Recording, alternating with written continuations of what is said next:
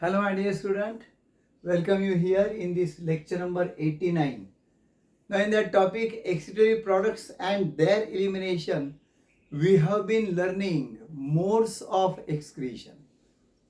Three modes are there major, depending upon that excretory product which is major. तो कौन से तीन है उसमें से दो हमने पिछले दो वीडियो में देखे हैं. One is known as ammonotelism, other is known as ureotelism. Both we have completed in the earlier two videos. Do refer that. Now third is known as uricotelism. तो uricotelism क्या है? That whenever the urine of the animal contains major excretory product as uric acid as compared to other excretory products. When uric acid is major, then it is known as uricotelism, and that animals are called as uricotelic animals. ये यूरियो और यूरिको में अच्छी तरह से difference कर लो. That uric acid, ये uric acid जो है वो मेजर एक्सक्रीटरी प्रोडक्ट है. It is major excretory product. Okay, तो जो यूरिक एसिड एक्सक्रीट करते हैं उसे कहते हैं uricotelism, and that animals are called uricotelic animals. बहुत सिंपल है. ओके, अब यूरिकोटेलिक के एग्जांपल्स भी ध्यान में रखो कौन से, क्योंकि इसके ऊपर बहुत एमसीक्यू आते हैं.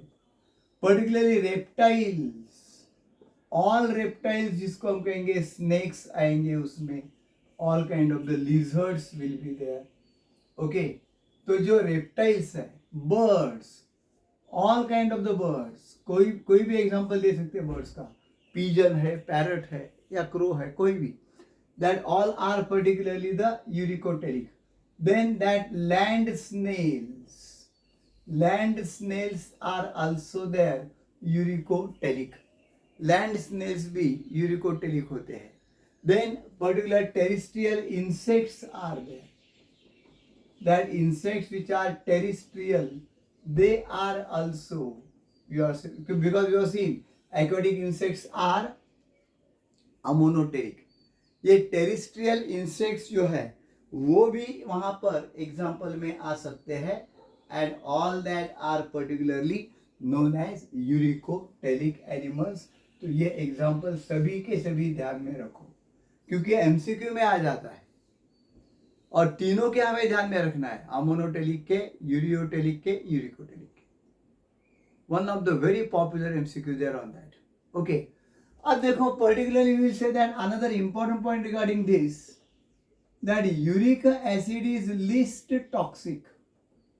इट इज लीस्ट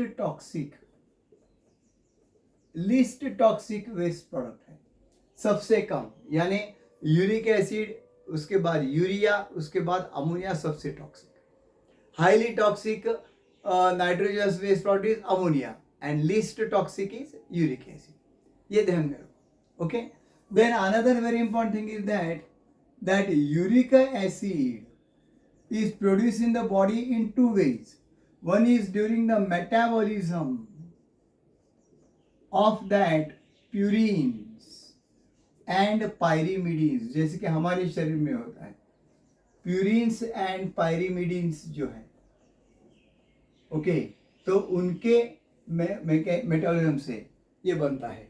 प्यूरिन जो होते हैं हमें मालूम है कहाँ पे होते हैं, ये पूरे डीएनए आरएनए न्यूक्लिक एसिड में होते हैं. Okay, they are present in nucleic acid.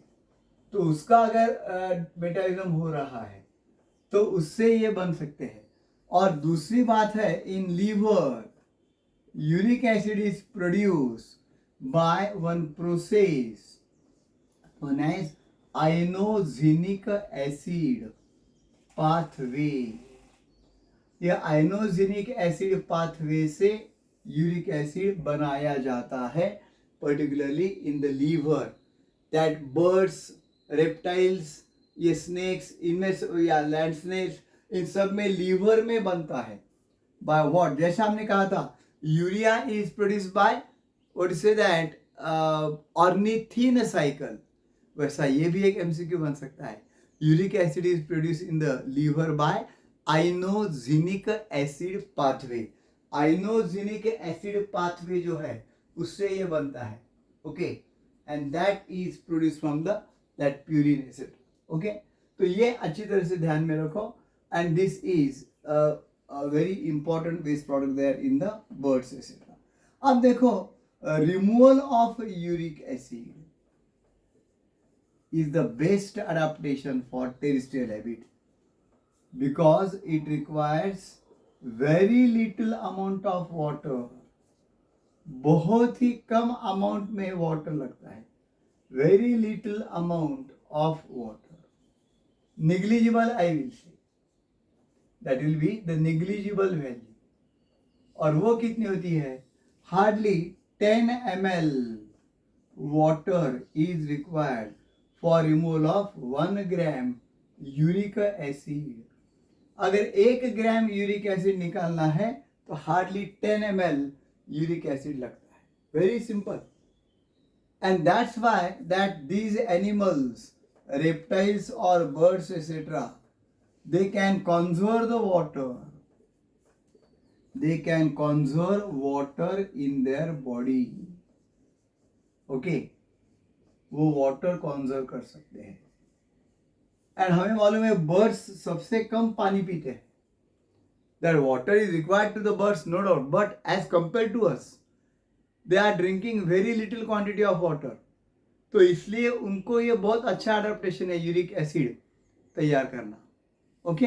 They can not store that water also in their body because they have to fly. जैसे हमारे शरीर में हमारा जो वेट है, body weight, almost 70% is of water. हमारे शरीर में पानी की मात्रा ज्यादा है। जो भी समझो किसी का वेट 100 किलोग्राम है तो उसमें से 70 किलोग्राम तो वाटर का ही होगा, रिमेंबर। तो वाटर लेकिन लगता है उतना वाटर मेटाबॉलिज्म के लिए, तो उसे अगर रिमूव कर देंगे, आप कहेंगे फिर वाटर अगर रिमूव करेंगे उसके लिए भी मेडिसिन रहते हैं, डायूरेटिक मेडिसिन बोलते हैं, कुछ लोग लेते हैं, वो गलत है। तो डायूरेटिक मेडिसिन लेने से तुम्हारा वेट कम हो जाएगा, but that will be harmful to your body and body processes. तो बर्ड्स के लिए इतना वाटर स्टोर करना ठीक नहीं, क्योंकि उनको तो फ्लाई करना है, वेट बढ़ जाएगा ना, उनको स्लिम ट्रिम रहना है, isn't it? And for that purpose they drink very little amount of water, and that's why uric acid formation is very essential in them, okay। और वो यूरिक एसिड लीस्ट टॉक्सिक है।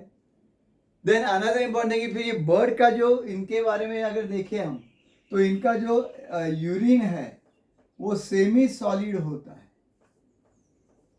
हम उसे फंस जाते हैं, हमको लगता है वो पेस्टी फॉर्म में होता है।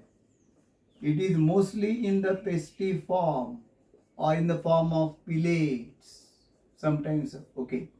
तो पेस्ट देखो, कभी कभी क्या होता है, हम पेड़ के नीचे बैठे हैं, आराम से वो बर्ड्स बैठने भी नहीं देते, कुछ खाने बैठे हैं और वहां पे ऊपर से वो छिलका मार देते हैं, isn't it?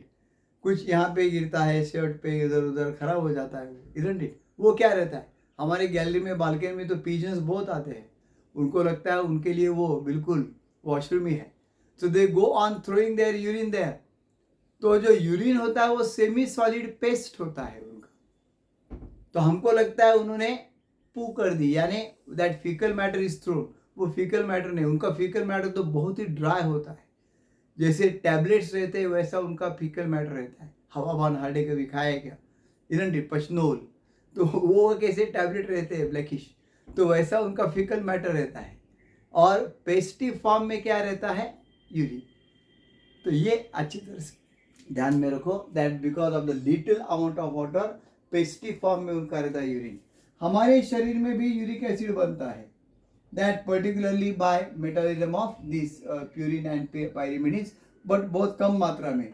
That excess of uric acid if formed in human body, in our body, gets accumulated at the knee joint etc., and that causes one very painful disease known as gout, that is painful arthritis।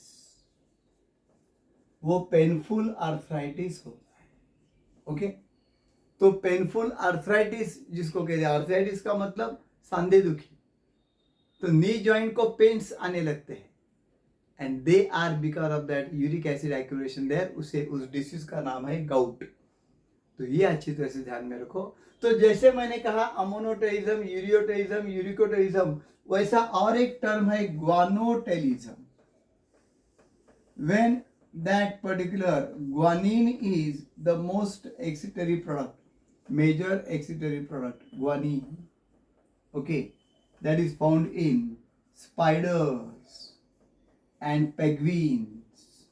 ये एक extra point आपके लिए ध्यान में रहने दो, because sometimes MCQs may be asked on that. Okay, so I'm sure you must have understood the part very properly. I have written almost all points while explaining the part on the board, so you can revise this and again you can watch it, so that you will become perfect there. Okay, so do like and share this video to your friend circle, and do subscribe my channel Kate Sir Biology as well as Kate Sir Chemistry. Thanks a lot.